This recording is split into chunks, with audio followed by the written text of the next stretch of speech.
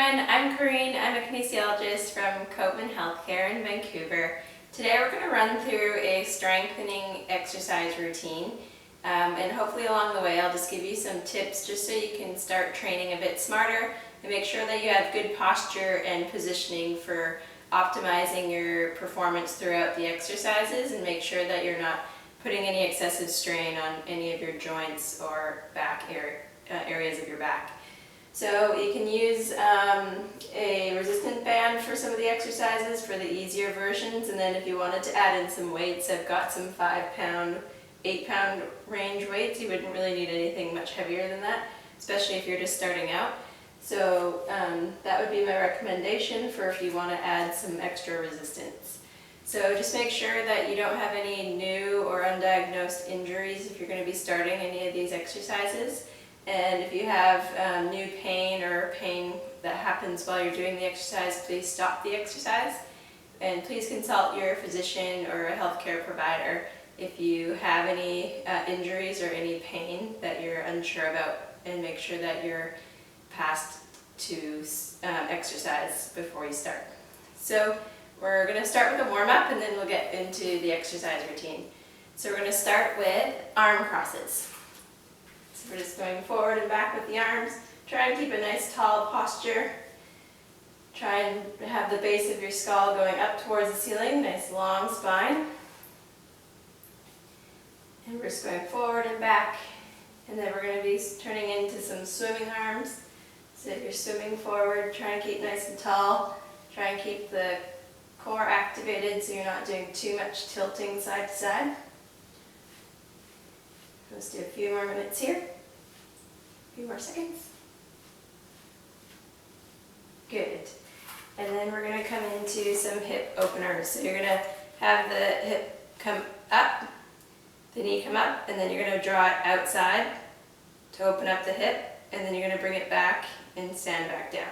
So as you're doing this, try and have your hand on your hip and feel the hip bones, just so you can make sure that they stay level when you come up on one leg. And if you're finding that's too hard, just keep going up and down, just so you can get a nice smooth transition and you're not leaning too much to the other leg or tilting your hips to get to the other side. And if you're able to maintain that, you can open up the leg and then slowly bring it back in. And what we can do is we can alternate sides so you're not spending too much time on the one leg trying to balance and getting tired. So you're just trying to keep the hips level without too much hip hiking, and try not to lean too much into the other leg. And you can have a micro bend in the standing leg just so it's slightly unlocked so you're not hyperextending the knee backwards. We're just going to do a few more of these.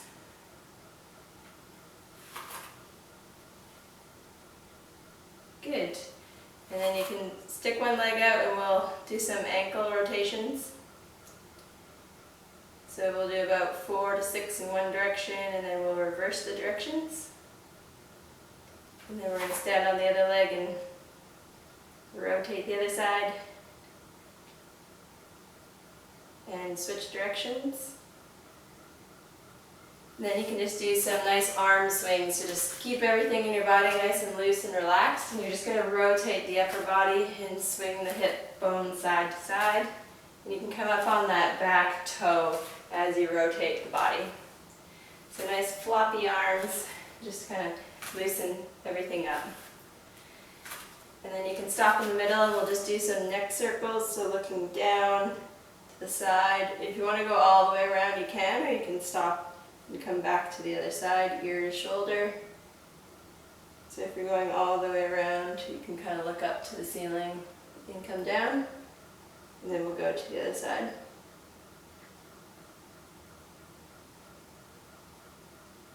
Good, and then we're just going to go into squats. So you're going to have your arm interlaced behind your head. Try not to pull the head forward. Try and almost traction your head up towards the ceiling so the base of the skull comes up. You can still have your elbows in your peripheral. We're going to be just slightly wider than hip width apart, and your toes are going to be equally activated into the mat, and your heels as well. So you want to feel all 4 corners of your feet on the mat. And then as we sit down, it's like there's a chair behind us, and we're just going to have equal weight going from our feet as we sit our butt back, and then we're going to stand up, squeezing the butt cheeks come up.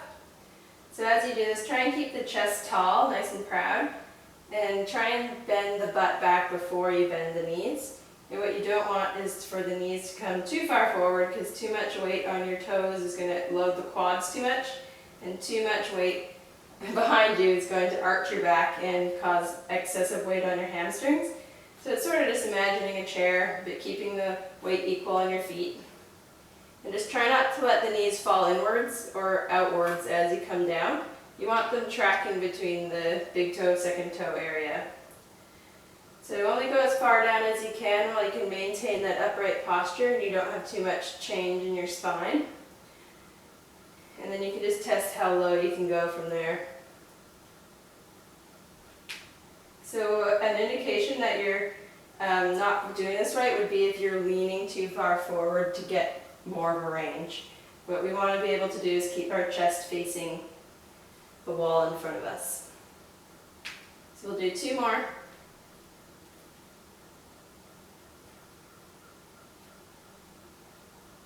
Good job. So then from there we're going to go into a hip hinge. So with the hip hinge you can have your hands on your hips or your hands behind your head. And it's almost like you're on a washboard or something. And so you have to keep the whole spine very straight. You can even imagine like a pole along your spine, touching your head and your tailbone. And all you're doing is you're micro bending in the knees, so you don't want to be too far bent, but you also don't want to be locked out. And then from here, you're just bringing the hips backwards, hinging from the hips, so the butt's going back, but you're keeping the spine nice and straight.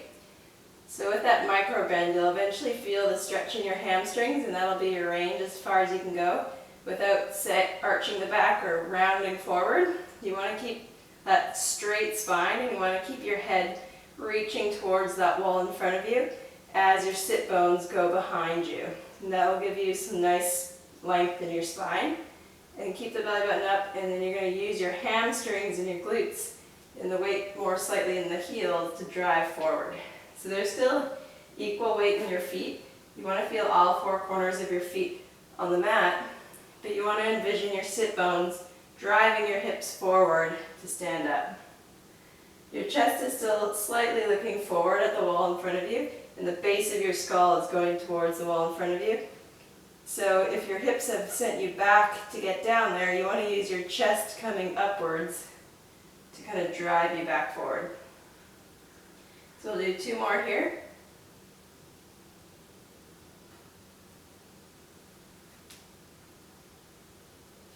And then last one.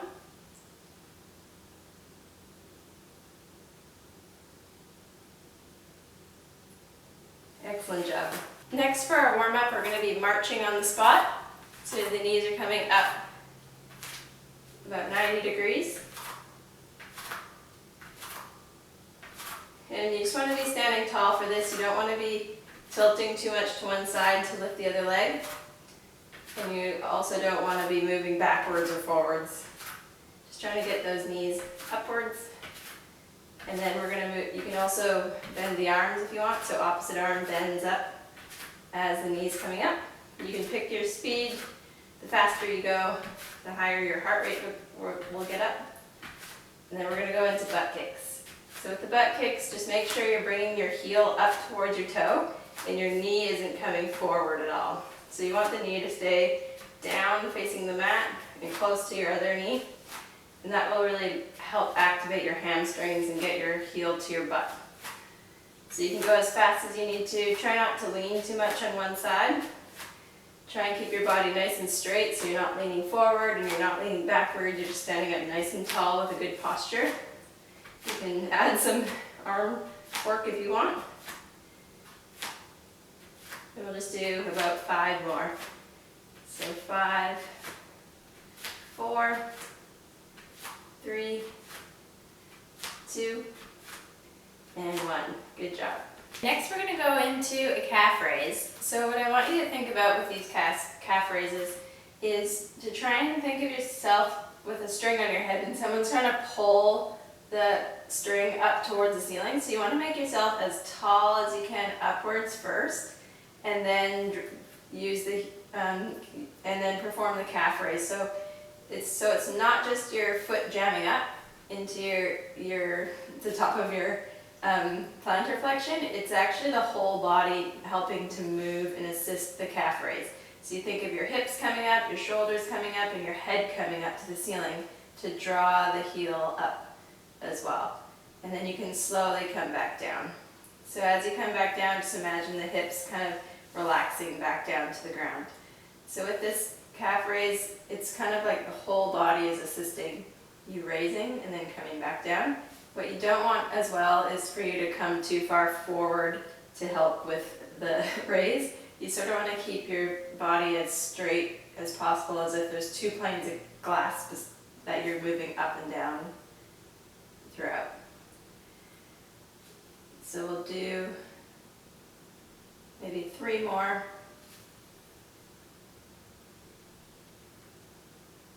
So make sure you're coming nice and softly on the way down as well. Great. So next we're going to go into a lunge. So with the lunge, it's best to start in a kneeling position so that your knee is underneath your hip and your other knee is on top of your heel. So that will just going to give you the imaginary stance that you should be in. And then from there you tuck the toe under and then come up off the knee. You want your feet to be on train tracks. They're not directly, your back foot's not directly underneath you. Behind your front leg. And then from this position here, what you would imagine is your hips are just going to go straight down and straight up. So you're not actually going forward with the movement, you're actually going straight down. And the shoulders will stay on top of the hips. And you can even sort of act like the hips are sort of going back in their socket. And what you're going to do is you're going to bend the knees at the same time. And then you're going to straighten the legs at the same time. So if that's too uncomfortable on your back leg, you can bring it in slightly. And what you'd like, it'd be ideal, the weight can be distributed equally between the front foot and the back foot. And to maintain that straight posture, if you need to put the majority of the weight on the back leg, that's okay. But you don't want to be coming forward in the movement. So going straight down, hovering the knee off the ground and coming back up. So you just pick your range as far down as you can go while maintaining that upright posture. You can inhale on the way down and then exhale on the way up. You still want to feel the front foot quite active into the mat, and you still want to feel the glute active in the front leg. So try and maintain, especially at the bottom, that glute activation and the knee kind of straightening back up to come back up. So we'll do one more here, and then we're going to switch legs. So again, when you get to the bottom of your squat, or your lunge ideally, your knee will be on top of your heel and your back knee will be beneath your hip bone. And you're straightening the legs at the same time. So inhale on the way down, then exhale on the way up. So again, you can kind of imagine a puppet string on your head and sort of use that to pull you back up. And then just relax the hips to sink back down nice and slow. Inhale, and then exhale to come up. And again, you want to keep that front foot active in the mat, and you want to feel the glute squeeze as you come up. We'll do 3 more. 3, 2, and 1. Good job. So first off, we have the squat. You can grab one weight, like a 5-pound or an 8-pound. We're going to be holding it in our chest and with our palms kind of holding on to the top of the weight. And you're going to get into your stance so you're slightly wider than hip width apart. And you're going to keep all 4 corners of your feet active into the mat. So your heels, your pinky toes, your thumb, and your big toes are still felt equally distributed on the mat. And then from here, your hips are going to go back into the chair behind you. The knees are going to bend. You're going to keep that chest nice and proud to the wall in front of you. And then you're going to use your butt cheeks to kind of help you bring your hips back up. So sitting in the chair behind you, and then standing back up. So we're going to go for 8 to 10 reps. And then you just pick the range that you can maintain the knees tracking over the first toe and second toe, and not too much of your knees falling inwards or outwards, and getting in that chair behind you. I think we've got 3 more. And 2. And then last one. Excellent job.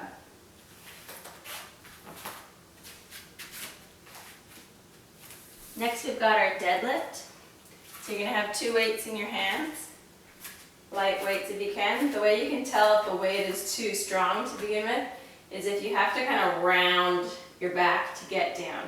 What you want to be able to do is maintain that tall posture with your hips, with your chest facing the wall in front of you. You're going to have that slightly wider stance and hip width, slight micro bend in the knees because you don't want the leg locked out, but you don't want too much bend in the knees. So whatever micro bend you pick, you want to keep that knee bend the same throughout the whole movement.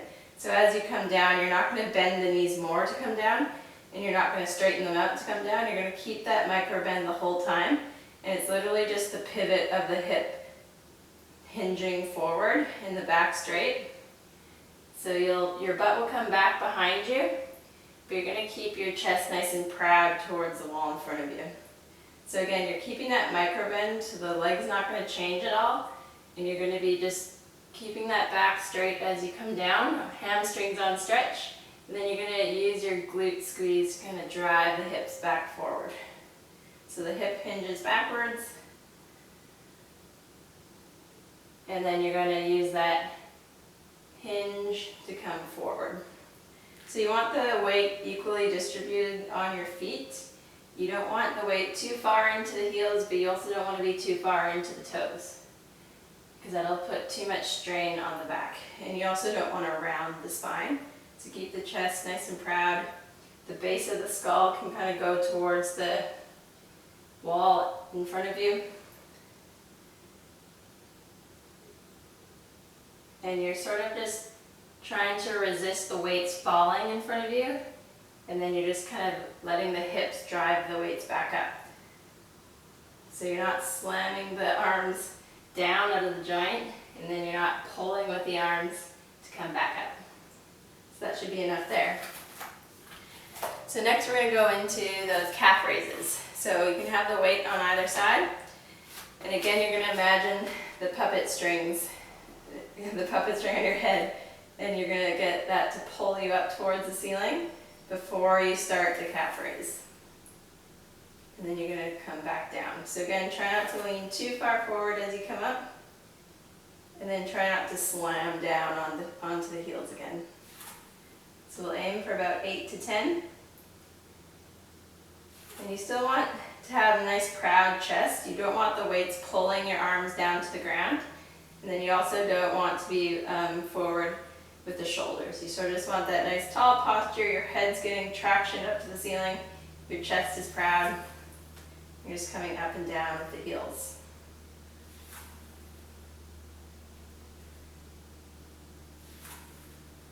So we'll do 3 more.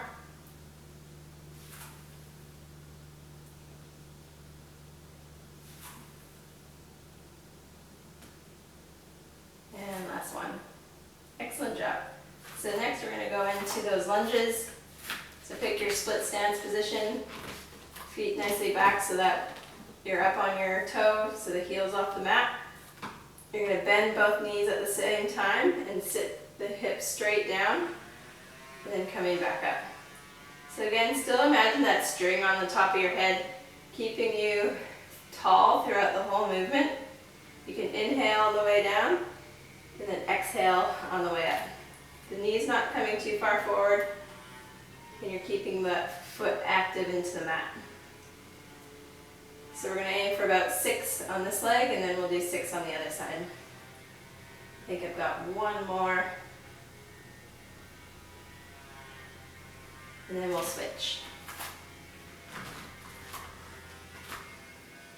So when you're in your position, bending both knees at the same time with an inhale, and then exhale to come up.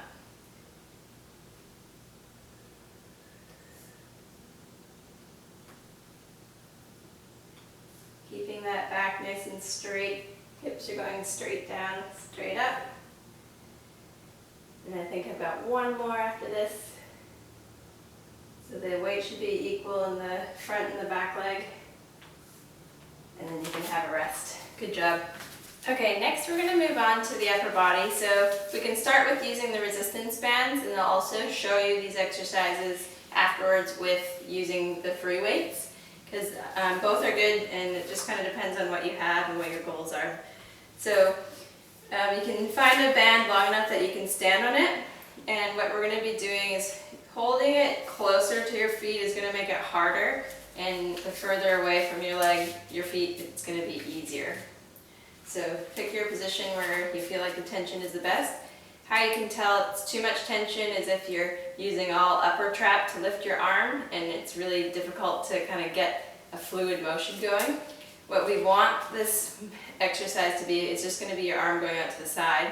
We want the movement to come from your armpit, and we want the armpit to initiate the movement, and it's actually like your tricep coming upwards that's going to drive the movement. And you're only going as high as you can without too much shoulder elevation or trap activation going up. So everyone's going to have a different range to start. Ideally, it'd be great if your thumb can be up towards the ceiling. And so what I want you to also think about, nice tall posture, head coming up to the ceiling, keeping that tall posture with an inhale. And then as your arm is coming up, try and almost bring it as far out of the socket as you can. As horrible as that sounds, that'll use better muscle than if you were to kind of just wedge the arm up and wedge it up into the shoulder. So you want to kind of draw the arm movement from the armpit, use the tricep to come up, and then also pull the arm out of the socket as wide as you can to come up. And try and maintain that length in the arm as you slowly bring it back down. So this should be felt a lot more in those lower lats and triceps and back of your shoulder as opposed to using that upper trap. There still will be some activation in that trap. We don't want it tightening so much that it's hiking the shoulder up and it's getting uncomfortable in the neck. So we're going to aim for about 8 on that side, then we can switch sides. So big inhale, and then exhale as you let the shoulder melt back down. So we'll switch sides. Stepping on it, so again, thumb up towards the ceiling, standing up nice and tall. The armpit initiates the movement, the tricep moves the arms up as you reach out as far as you can, and nice and slow and controlled. Keep the arm nice and long and reaching out as you come down. Inhale and then exhale. So no bend in the elbow, arm is getting pulled out of its socket, and you're initiating the movement from the tricep and back down. We're aiming for about 8 of these. I think we've got about 4 more. So inhale, and then exhale, inhale,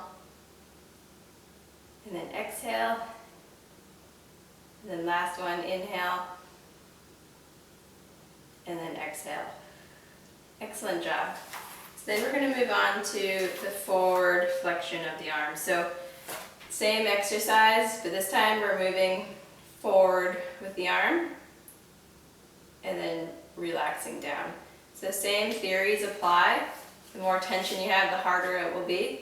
You're initiating the movement from the armpit, and the triceps moving the arm forward instead of the upper neck area. So you're keeping that shoulder down, the chest is proud, you're sitting up nice and tall. And we're just coming forward and keeping that length in the arm as we come down. So as you reach your arm out of the socket, it's not that feeling of going forward like that. It's also not jamming your arm back. It's just reaching so that your arm is kind of in that length position and you're not getting any ability to bend the elbow. So just make sure that it's not too much forward positioning to the fact that you're rotating the body. So we're just going to go for about 8 on that side, and then we're going to do 8 on the other side. We'll do about 3 more.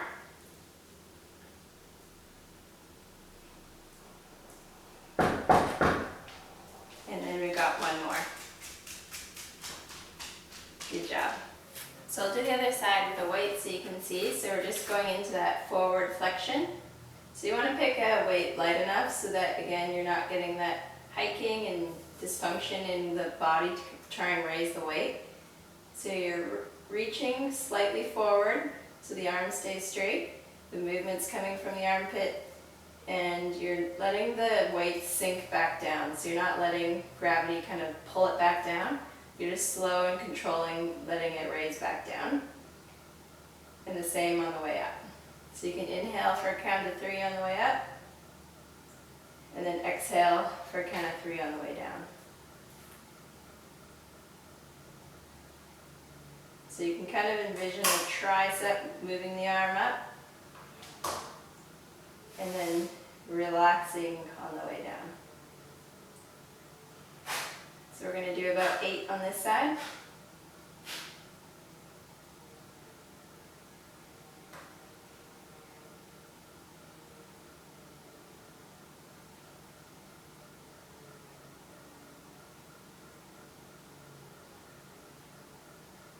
And you can come down for a rest.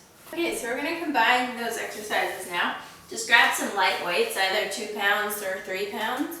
And we're just going to be going into both side arms, raising sideways and back. So it'll look a little bit like this. So we're going to raise the arm forward, come out to the side, and then lower the arm down. And then we're going to go the reverse direction, so raising the arm up, coming across, and then bringing the arm down.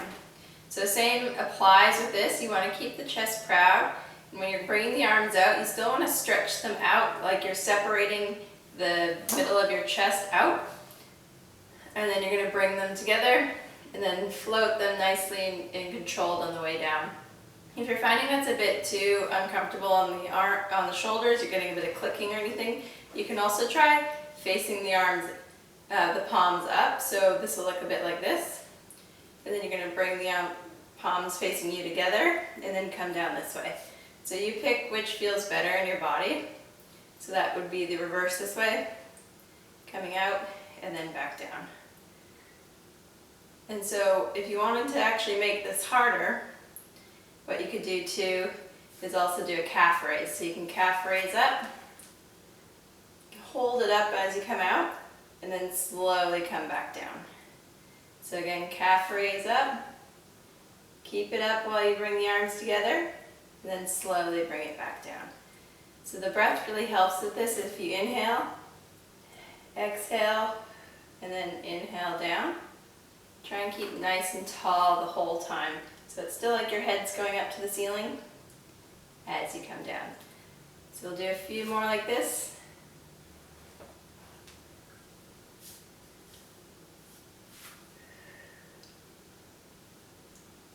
And we'll do the last set.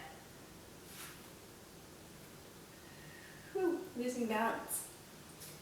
Coming back up and out and back down. Good, have a rest. So if you're noticing that you had a bit of tension in the neck to raise the arms, I was definitely noticing it myself at the end there, that would be an indication that maybe the weight was a tiny bit too heavy. So even if you start off with no weight, just getting used to that movement, and then maybe progressing back to a weight later and gradually build up as the weeks go on. Okay, so next exercise is going to be a bent over rear fly. But what I want to do is get some technique going down first so you understand where you're supposed to be in space for your arms. Because a lot of people, what happens is they squeeze the shoulder blades so much and the arms go so far back, and that's not really the goal of the exercise. So if you take your band, what I'm going to get you to practice is with the arms out in front of you, keep the arms straight, pull the band apart to the point where your arms are straight out beside you, but the band is just hovering in front of your chest. So it's not quite touching the chest yet, but it's just hovering there in front of the chest. And this is going to be the end position of your rear fly. So you can have the arms slightly lower than 90 if you're feeling it in the shoulders or the traps are hiking up. You want to keep the shoulders down. So with this band hovering in front of your chest, I want you to reach your hands out so the arms go out of the socket so far out that it can't go any further. But the band is still staying hovered or just touching the chest. So this is that feeling of when you're in the fly where I want you to get to for your end range. So you can even practice that now in that bent over position. So again, it's like a hip hinge. You have a bend in the knees, and then you hinge the hips forward, butt back. The back stays straight. And then your sort of chest is starting to face downwards towards the ground, and your gaze is sort of at the front of the mat.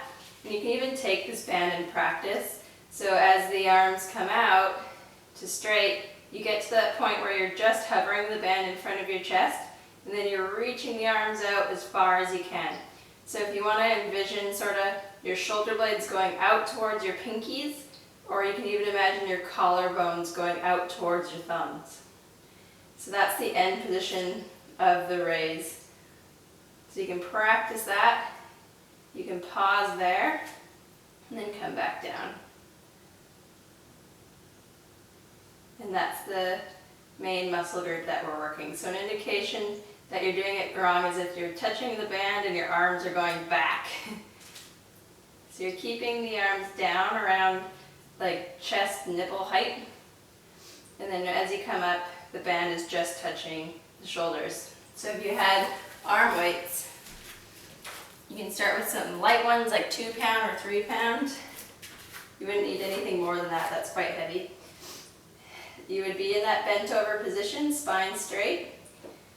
Still elongate the back of the neck so that it's going towards that wall. And then from here, you go up into that position, really reach out with the arms, and then you come back down. So trying about 6 here. And nice and slow and controlled to come back.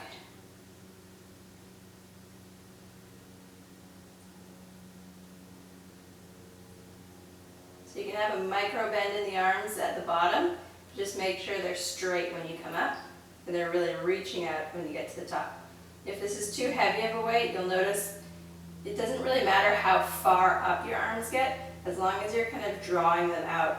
So if it's too heavy of a weight, you won't be able to maintain that form, and it'll be very difficult to get it any higher than this. So we'll do 2 more.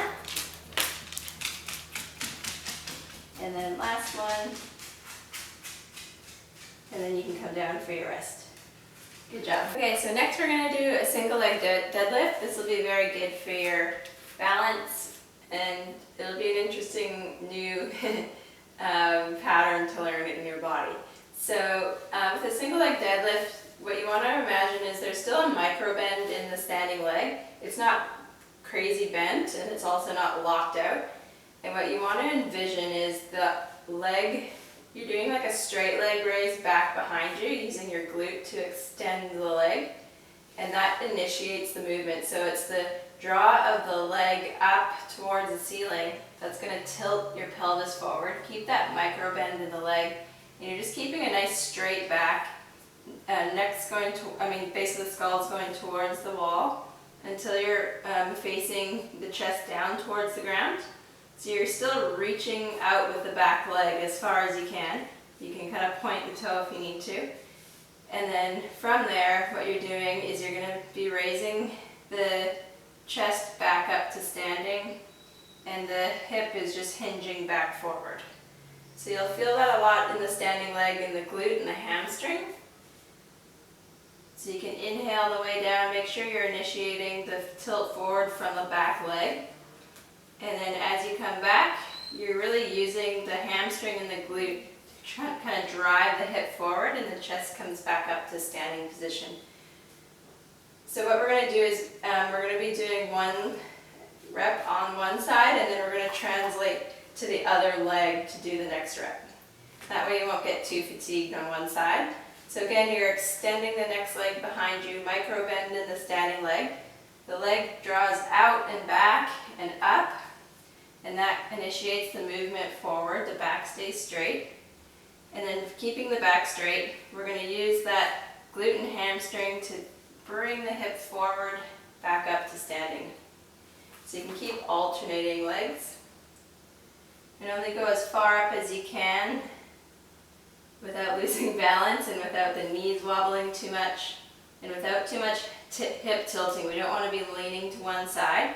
We always want the hip bones shining forward and then down, and then keeping that stability as we come back up to standing. So if you wanted to grab some weights, sometimes it actually makes it a tiny bit easier for counterbalance. It doesn't have to be anything heavy, like a 5 pound or so. And then from there you'd have 2 weights in your hands. You can also just use one and hold on to it. So that would look a little like this. So as you come down, the weights are just going to hang down in your arms, and you're just going to let your arms kind of be like jelly as your leg goes back. Keep that micro bend. And then as you come up, just still use the hips to drive forward, and don't do anything with your arms to lift the weights. Just let them dangle and be loose as you come up. So it's still a hip movement, and you're still using your legs to balance and do all the work.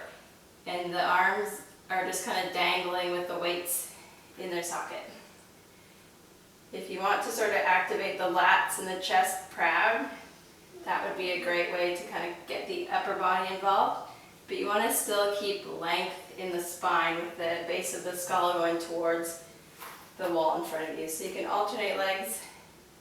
We're not going to fatigue you too much. We just want to do about 6 on each leg.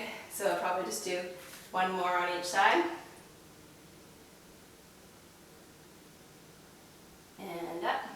And then last one.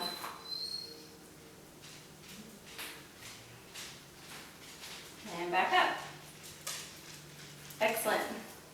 Okay, next we're going to go into like a sumo squat position. So you still want your feet wider than hip width apart. You don't want it extremely wide, but you don't want it too close together. So just slightly wider than hip width apart. And then you're going to turn your feet out on a 45-degree angle.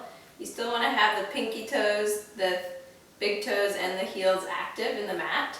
So right now the knees are going to track over top of the second toe. So you don't want them falling inwards too much, and you don't want them rotating outwards so much that it's uncomfortable in the hips. And what we're going to be doing is we're going to be squatting down. So you can have your hands on your hips, and what you still want to imagine is sort of like the ribs are still elevating up towards the ceiling, the base of the skull is still staying tall as you inhale. You're going to come down by bending the knees and just sliding the butt down. And then when you get to a comfortable position in the bend, like at the bottom of your squat, you're just going to be raising the hips back up and the ribs draw up to come back up to standing, and squeeze the butt cheeks together at the end. So we're just going up and down. So you're just letting the butt fall straight down and coming straight back up, nice and tall. So you're bending both knees at the same time. The weight is equally distributed in your feet, and when you're at the top, you don't want a crazy extension of the legs, but just like a micro bend at the top, and you're really kind of squeezing the inner thighs together to get to the end range. So both knees bend at the same time, weights equal on both legs as you come down. Hold at the bottom, and then squeezing to come back up. So you just want to do about 8 to 10 of these. I think we've got about 3 more. So we'll go 3. Standing up nice and tall, and then 2,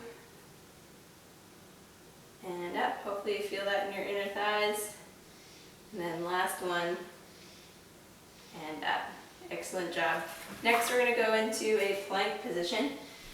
So you're going to be on your elbows for this one, and then you're going to be up in your plank, but in a wide leg position, so as wide as the mat if you can. So you're going to start with your chest over top of your elbows, and then from here you're going to drive the hip bones, the sit bones up towards the ceiling as you pike up through so that your ears are in line with your arms. And then you're going to roll the chest forward back to your plank position. So in that plank position, just make sure the hips aren't too far down, so you're into extension, but you also don't want to be too far up yet. So you're just nice and low so that the core is active and you feel it more in the core than in the back. And then from here, you're piking the hip bones, sit bones up towards the ceiling, belly buttons in, and then you're rolling the chest forward back to the start position. So we'll just go for 3 more.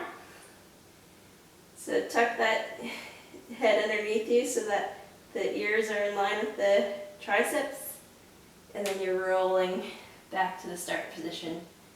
We'll do 2 more. You can come down for a rest if you need it. And then rolling back. And then we've got 1 more. Hiking up. And then rolling back. And then drop to the knees to come down. Okay, lastly, we're going to go into a side plank position. So the modification would be on your knees. So just have your knees, hips, shoulders in line, and just have your elbow underneath your shoulder. And try and keep your shoulder away from your ear. So from here you can tap down and come back up. So the hips tapping down, and then you're drawing the hip back up. And try and keep the hips stacked on top of each other.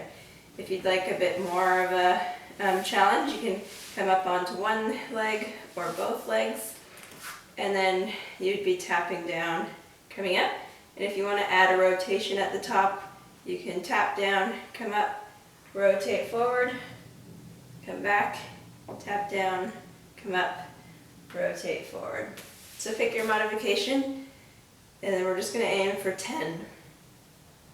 So I think we have 5 more. 4,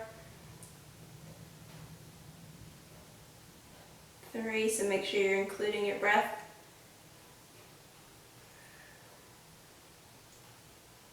'And we've got 1 more. So make sure you're at the top before you rotate, and then relax, come down. And we'll move on to the other side. So pick your level.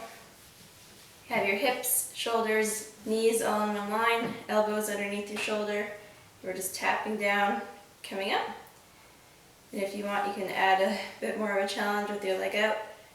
And then we can add that rotation when you get to the top, and then drop your hip afterwards. So once you're at the top, rotate. You can inhale and exhale. Just make sure you're breathing.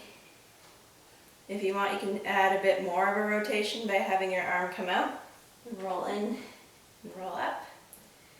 And we'll do 5 more. 4, 3, 2, and last one. 1. And coming on down. Excellent job. So we ran out of time in the video today, but if you'd like to move into some of your favorite stretches, that's really good to do now. There's also a few videos you can follow in our Coatman TV page that has some post-exercise stretching videos. So hope you enjoyed today, and thanks for joining.